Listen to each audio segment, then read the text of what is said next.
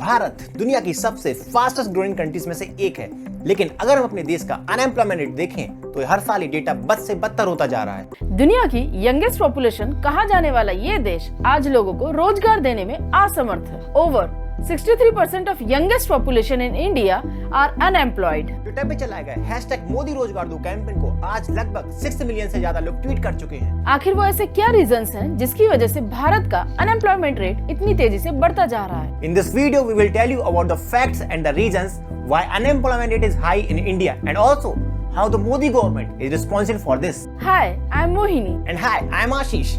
अगर आपको इस वीडियो से नॉलेज मिलती है तो आप इसको अपने दोस्तों में शेयर करें। इस वीडियो से हम भारत में चल रहे सोशल इश्यूज को आसान भाषा में आप तक पहुंचाना हमारा मिशन है। हमें सपोर्ट करने के लिए आप हमारा चैनल सब्सक्राइब कीजिए और बेल आइकन को प्रेस कीजिए। अकॉर्डिंग टू CMI यानी centre for monitoring Indian economy, अगर हम भारत का करंट अनएम्प्लॉयमेंट रेट देखें तो लगभग 6.5% है। वहीं दूसरी तरफ अगर हम इस डेटा को 2012-13 के डेटा से कंपेयर करें तो उस वक्त का अनएम्प्लॉयमेंट रेट सिर्फ 3.8% था। इस डेटा को और अच्छे से समझने के लिए आप इस चार्ट में दिए गए स्टेट वाइज अनएम्प्लॉयमेंट रेट को देख सकते हैं कि किस तरीके से 2017-18 का स्टेट वाइज अनएम्प्लॉयमेंट रेट 2011-2012 के कंपैरिजन में कितना हाई है। ये लगभग 3 से 4 गुना ज्यादा है। यही नहीं, अगर आप पिछले 30 साल का यूथ अनएम्प्लॉयमेंट रेट देखोगे तो पिछले 6 से 7 साल के रिजल्ट्स आपको और भी डरा सकते हैं। According to CMI, over 63% of youth population in India are unemployed।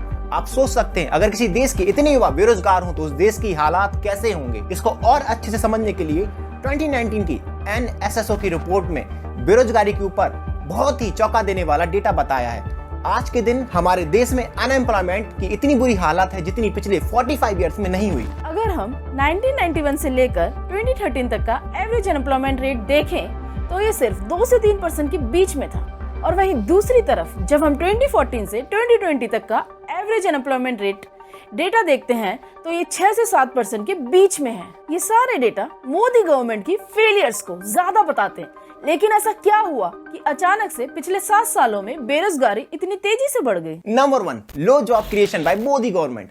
2014 के इलेक्शन में मोदी जी ने हर साल 1 करोड़ जॉब देने का वादा किया, लेकिन ये वादा अभी तक सिर्फ सपना बन के रह गया है कि अगर हम सत्ता में आएंगे तो 1 करोड़ लोगों को रोजगार देंगे। वादा किया था, पूरी ताकत से बोलो, वादा किया था, वादा किया था, बन के रह गया है। अगर हम मिनिस्ट्री ऑफ लेबर के द्वारा रिलीज करे गए डेटा को देखें तो न्यू जॉब क्रिएशन रेट पिछले कुछ सालों में काफी कम है।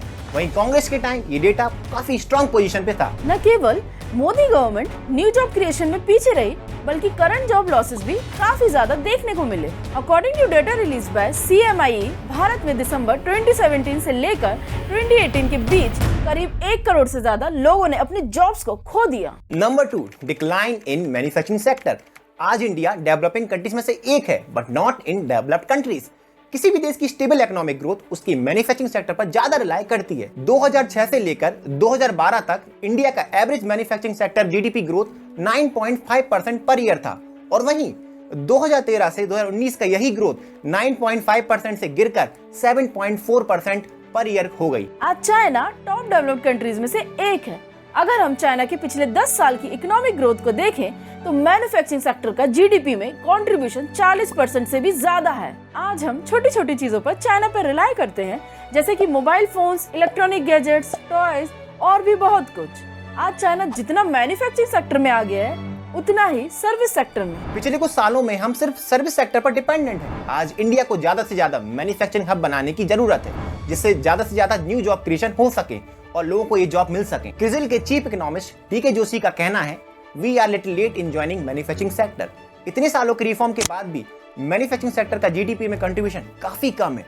If we want to create new jobs, we will have to push manufacturing, which has been the traditional job creators across the world। Recently हुए एक वर्चुअल कॉन्फ्रेंस में दिल्ली के CM अरविंद केजरीवाल ने PM मोदी से भारत में ज्यादा से ज्यादा मैन्युफैक्चरिंग हब बनाने की बात कही। मैं आज प्रधानमंत्री जी का ध्यान केवल 2 बिंदुओं के ऊपर दिलाना चाहता हूँ, बहुत संक्षेप में।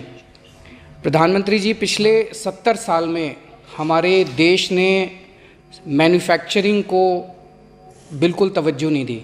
Number 3, GST, goods and service tax. Modi सरकार की एक और फेलियर को बताता है GST। According to AIMO, all India manufacture organisation more than 3.5 million job lost due to GST implementation. इससे सबसे ज्यादा लॉस एमएसएमई और ट्रेडर सेगमेंट को हुआ। ट्रेडर सेगमेंट में बार्बर, टेलर, प्लम्बर, इलेक्ट्रीशियन और जैसे छोटे बिजनेस आते हैं।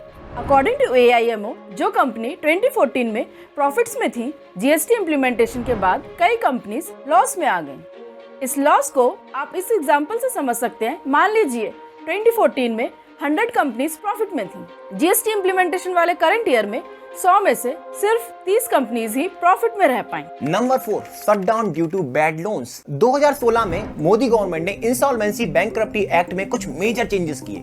इस एक्ट में आई रिफॉर्म की वजह से कई सारी कंपनीज बंद हो गई और कंपनीज बंद होने से रोजगार भी खत्म हुआ। बैड लोन्स यानी बैंक कर्ज में फंसी हुई कंपनीज। जब कोई कंपनी बैंक से लिए गए कर्ज को चुका नहीं पाती है तो बैंक इससे निपटने के लिए इंसॉल्वेंसी एक्ट का इस्तेमाल करती है। According to the report, 82% company shut down under this resolution. आज गवर्नमेंट को कुछ ऐसी पॉलिसीज लाने की जरूरत है जिससे इन बिजनेस को बैंकरप्ट होने से बचाया जा सके। दोस्तों, अगर ऐसा नहीं किया गया, फ्यूचर में हमें और भी जॉब लॉसेस देखने को मिलेंगे। Number 5, merger and NPS. NPA यानी नॉन परफॉर्मिंग एसेट्स। इसको आसान शब्दों में अगर हम बोलें, जब बैंकों के द्वारा दिया गया लोन लेने वाले व्यक्ति से वापस नहीं मिलता तो उसे एनपीए कहते हैं। आरबीआई की न्यू गाइडलाइंस के अकॉर्डिंग जिन बैंकों का एनपीए अमाउंट ज्यादा है वो बैंक कुछ सालों तक अपनी ब्रांच एक्सपेंशन नहीं कर सकते, और जिन बैंकों की हालत और भी खराब थी उनको दूसरी बैंकों के साथ मर्ज कर दिया गया। ये काफी अंडरस्टूड था। इसका सीधा असर हमें न्यू जॉब क्रिएशन में देखने को मिला। अगर आप गवर्नमेंट डेटा को देखें, 2009 से 2014 तक बैंकिंग सेक्टर में काफी जॉब्स आई और वहीं 2015 के बाद ये वैकेंसीज ना के बराबर हो गई। इन सारे रीजन से हम ये कंक्लूड कर सकते हैं कि मोदी गवर्नमेंट के द्वारा लिए गए इम्प्रैक्टिकल डिसीजंस एंड पॉलिसीज की वजह से हमें इतनी बड़े डिक्लाइन को देखना पड़ा। अगर समय के चलते इन प्रॉब्लम्स को सॉल्यूशंस के साथ फिक्स नहीं किया गया तो आने वाले फ्यूचर में हमें और बेरोजगारी देखने को मिल सकती है। हमारे देश की मीडिया आज ऐसे इंपॉर्टेंट सोशल इश्यूज पर बात भी नहीं करना चाहती, लेकिन हम चाहते हैं आप इस सच को लोगों तक पहुंचाएं कि अगर हम सत्ता में आएंगे तो 1 करोड़ लोगों को रोजगार देंगे। वादा किया था, पूरी ताकत से बोलो, वादा किया था, वादा किया था।